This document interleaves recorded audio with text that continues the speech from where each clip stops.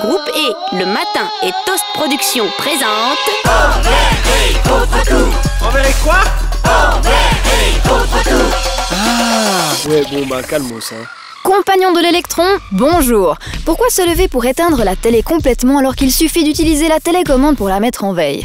En Suisse, chaque année, 130 millions de francs partent en fumée à cause des appareils en stand-by, machines à café, imprimantes et tous ces bidules électroniques qu'on adore laisser allumer. Suivant l'appareil, le mode veille, c'est 5 à 80% de sa consommation totale. Et souvent, le simple fait d'être branché suffit à griller du courant, comme ce chargeur d'ordinateur qu'on laisse pendouiller à la prise sans l'utiliser. La bonne nouvelle, c'est que les fabricants font des appareils de moins en moins gourmands. Le problème, c'est qu'avec les nouvelles technologies, le nombre de ces fantômes énergivores ne fait qu'augmenter, et tout ça parce qu'aujourd'hui, même un simple grille-pain doit être capable de poster ses expulsions de toast sur Snapchat. D'après l'Agence internationale de l'énergie, en 2014, l'humanité recensait déjà 14 milliards d'appareils connectés, de l'imprimante à la console de jeu en passant par les smartphones.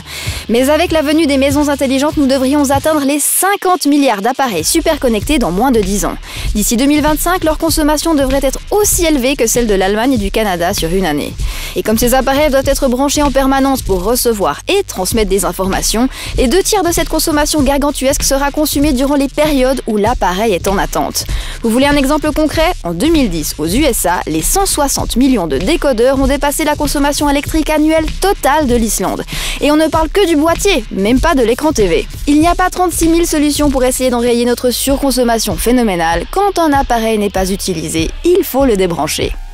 Eh, on n'a qu'une planète, hein, va falloir faire avec, ok?